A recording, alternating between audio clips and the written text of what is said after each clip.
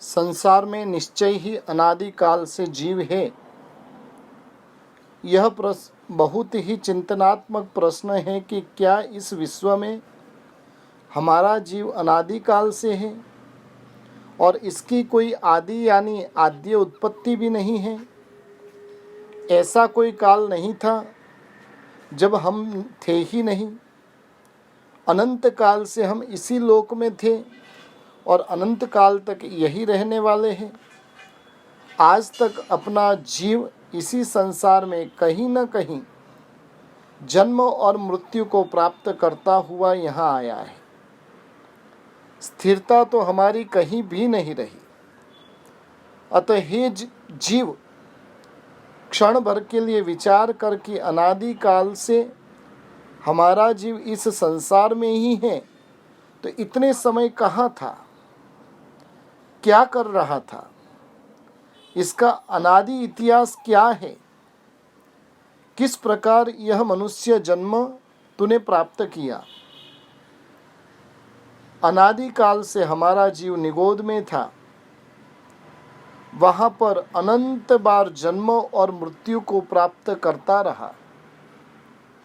एक अंगुल के असंख्यातवें भाग जितने प्रमाण ही एक काया में अनंत जीवों के साथ रहा और ऐसे असंख्यात शरीर इकट्ठे होते हैं, अनंतानंत जीव एक साथ मिलते हैं, तब ये जीव बादर निगोद कहलाते हैं।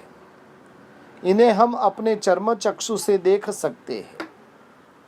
सूक्ष्म निगोद तो हमें दिखाई भी नहीं देते हैं। 14 राजलोक ऐसे सूक्ष्म निगोद से संपूर्ण ठसाठस भरा हुआ है। लोक के प्रत्येक प्रदेश में अनंत अनंत जीव प्रति समय जन्म और मृत्यु को धारण करते रहते हैं।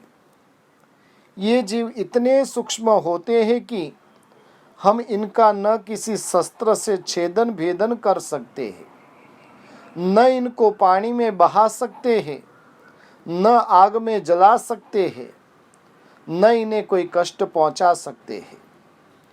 मानव शरीर से हम इन सूक्ष्म जीवों का कुछ बिगाड़ नहीं सकते, परंतु मन के द्वारा इनकी विराधना करने से पाप कर्म का बंधन अवश्य होता है।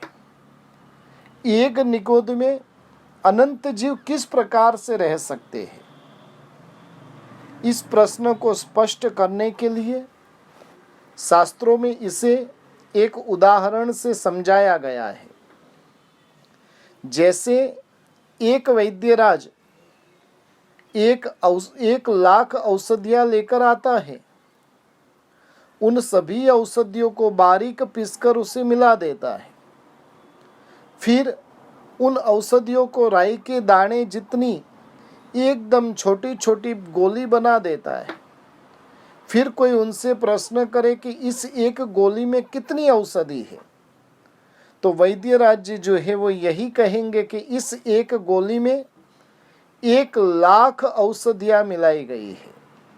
बस वैसे ही एक शरीर में अनंत जीव एक साथ समा जाते हैं।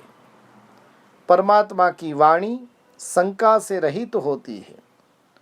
परम सत्य होने से शंका नहीं करनी चाहिए। हमारा जीव भी अनादि काल से सूक्ष्म निगोद में यानी कि अव्यवहार राशि में ही रहा। अनंत काल हमारा अव्यवहार राशि में ही व्यतीत हुआ। निगोद में जीव का आयुष्य अंतर्मुहूर्त काल जितना रहता है। अंतर्मुहूर्त यानी 48 मिनट से कुछ समय कम। प्रत्येक जीवों का आयुष्य जरूरी नहीं है कि 2 घड़ी ही होगा, क्योंकि उत्कृष्ट से अंतर्मुहूर्त एवं जघन्य से तो 1 सेकंड का 22वां भाग है। 1 सेकंड में 22 बार जन्म मरण करना पड़ता है। अंतर्मुहूर्त यानी आयुष्य कितने भी सेकंड या मिनट का हो सकता है, पर 2 घड़ी से ज्यादा नहीं होगा। सूक्ष्म निगोद में अनंत जीवों के बीच एक शरीर प्राप्त होता है। उसी एक शरीर में सभी जीवों को एक साथ श्वासोश्वास लेना होता है, एक साथ आहार ग्रहण करना पड़ता है। उन जीवों को न तो आंखें हैं, न कान है, न नाक है, न जीभ की प्राप्ति है। मात्र और मात्र एक ही इंद्रिया रही हुई है और वो है स्पर्शनेंद्रिय। मात्र उनको एक काया मिली है, उसी काया में आहार, श्वासोश्वास आदि ग्रहण करना होता है। एकदम अल्प चेतना होती है और ऐसी दारुण परिस्थिति में हम सभी ने अपना अनंत काल बिताया है।